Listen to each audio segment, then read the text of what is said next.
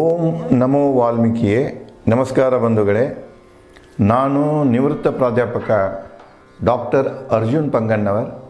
ಹೇ ಸೀತಾರಾಮ್ ವಾಹಿನಿಯ ವಾಲ್ಮೀಕಿ ರಾಮಾಯಣ ಅಂದು ಇಂದು ಚಿಂತನ ಕಾರ್ಯಕ್ರಮದ 432ನೇ ಸಂಚಿಕೆಗೆ ತಮ್ಮೆಲ್ಲರಿಗೂ ಸ್ವಾಗತ.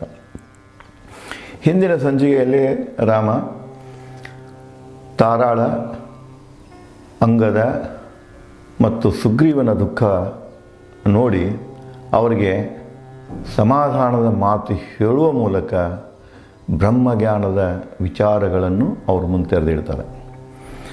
ಅವ್ರು ಹೇಳ್ತಾರೆ, ಇದೆಲ್ಲನೂ ನಿಯತಿಯ ಆಟ ಮತ್ತು ನಿಯತಿಗೆ ಮೇಲೆ ಯಾರ್ದು ನಿಯಂತ್ರಣ ಇಲ್ಲ, ಅದು ಸ್ವಯಂ ಸ್ವಭಾವವನ್ನು ಹೊಂದಿದೆ.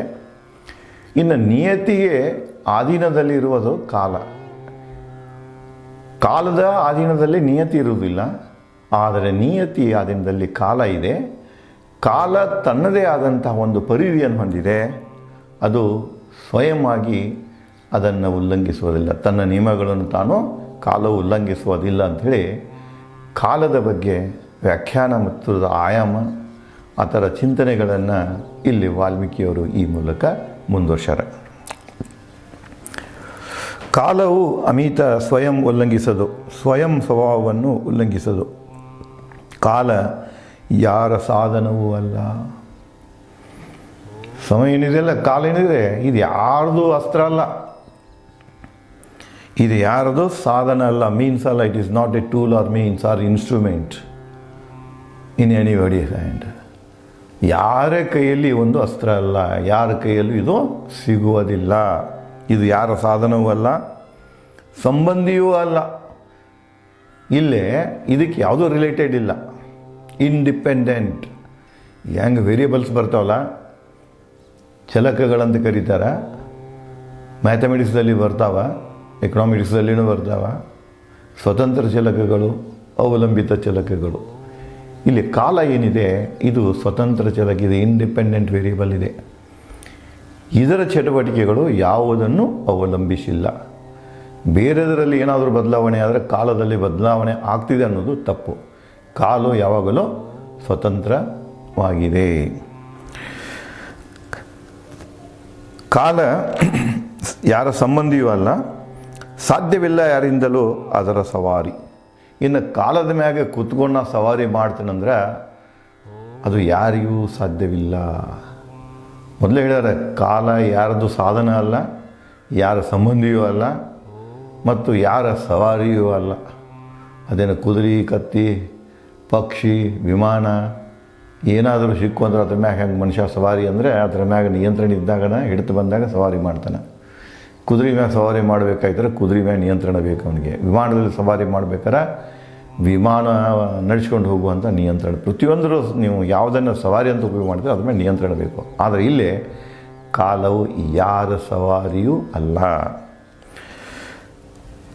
ಕಾಲ ಯಾರಿಂದಲೂ ಸಾಧ್ಯವಿಲ್ಲ, ಯಾರಿಂದಲೂ ಅದರ ಸವಾರಿ.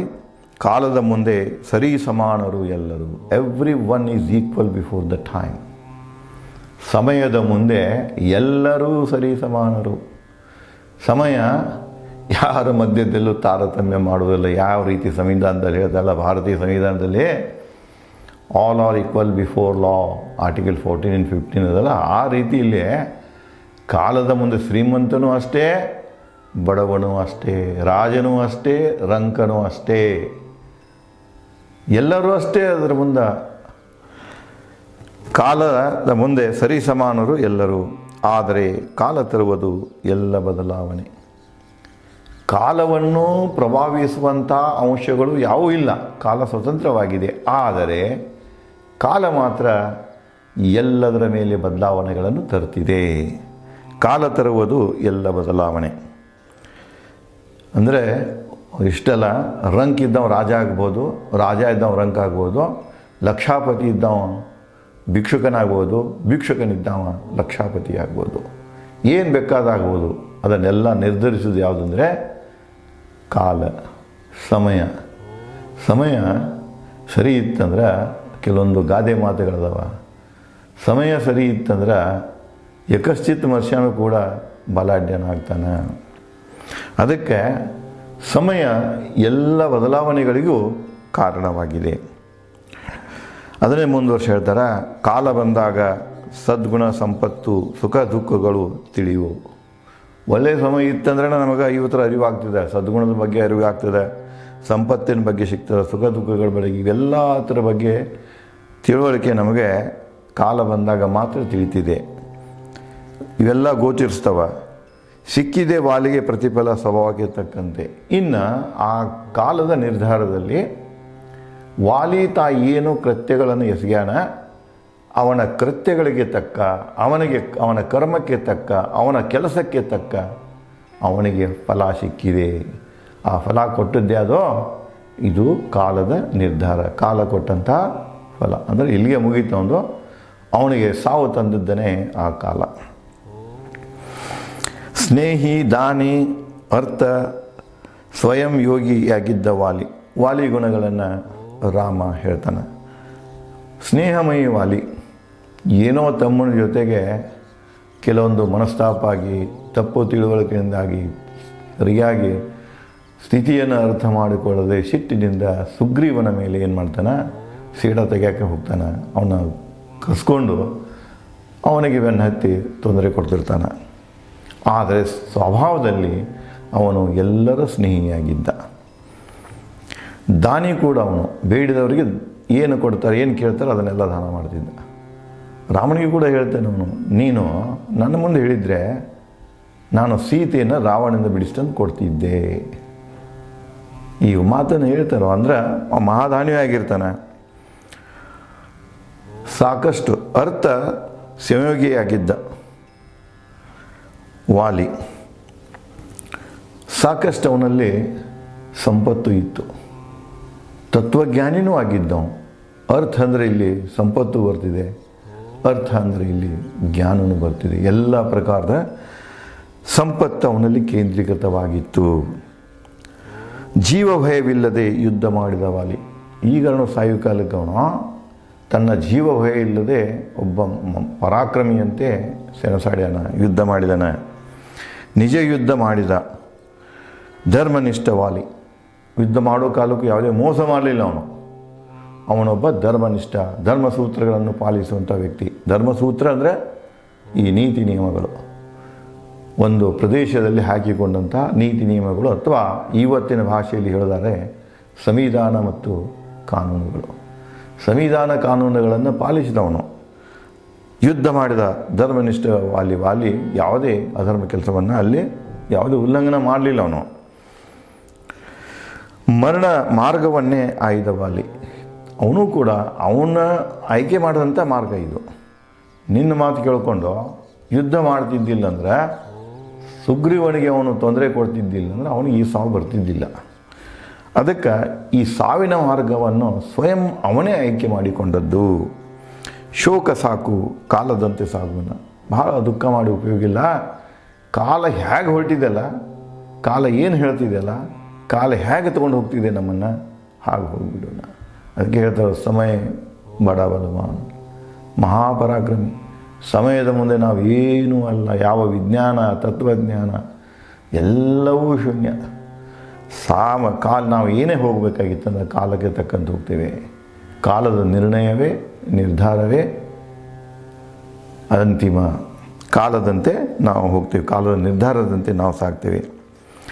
ರಾಮನ ನುಡಿ ಕೇಳಿ ಪರಾಕ್ರಮಿ ಲಕ್ಷ್ಮಣ ನುಡಿದನು ಕರುಣದಿ ಸುಗ್ರೀವನಿಗೆ. ಅನ್ನ ಈ ಒಂದು ಬ್ರಹ್ಮಜ್ಞಾನ ಏನು ಬೋಧಿಸ್ತಾ ಇದ್ದ ಈ 3 ಜನರಿಗೆ ಅದನ್ನು ಕೇಳ್ತಾನೆ. ಲಕ್ಷ್ಮಣ ಬಳಿ ನಿಂತಿರ್ತಾನೆ. ಅವನು ಕೂಡ ಸುಗ್ರೀವನಿಗೆ ಕೆಲವು ಮಾತುಗಳನ್ನು ಹೇಳ್ತಾನೆ.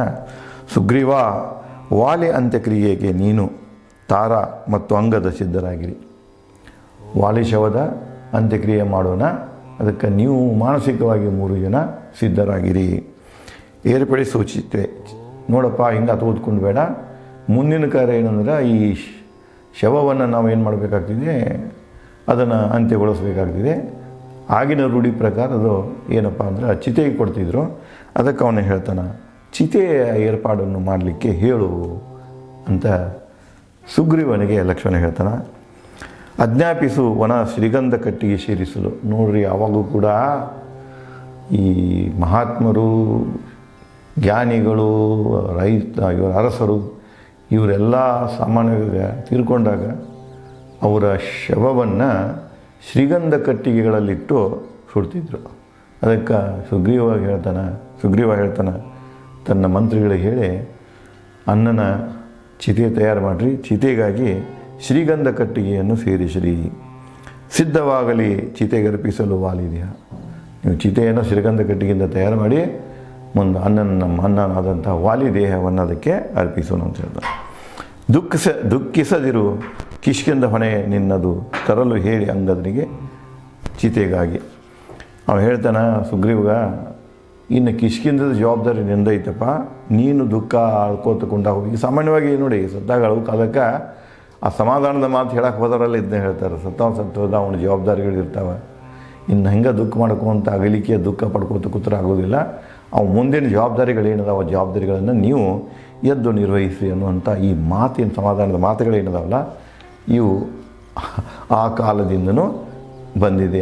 ಆ ಸಾಮಾಜಿಕ ವ್ಯವಸ್ಥೆಯಲ್ಲಿ, ಸಾಮಾಜಿಕ ಮನೋಸ್ಥಿತಿಯಲ್ಲಿ ಏನೂ ಬದಲಾಗಿಲ್ಲ ಅದಕ್ಕೆ ಭಾರತೀಯ ಧರ್ಮವನ್ನು ಸನಾತನ ಧರ್ಮ ಅಂತ ಕರೀತಾರೆ. ಅದನ್ನು ಬಿಟ್ಟುಕೊಂಡು ಯಾವುದೋ ಒಂದು ಸಂಕುಚಿತ ಅರ್ಥದಲ್ಲಿ ಸನಾತನ ಧರ್ಮ ಅಂದ್ಕೊಂಡು ಅದನ್ನು ಹೀಯಾಳಿಸುವಂಥ ಮಹಾಪಂಡಿತರಿಗೆ ಏನೂ ಕಡಿಮೆ ಇಲ್ಲ ಈ ಭೂಮಿಯಾಗ.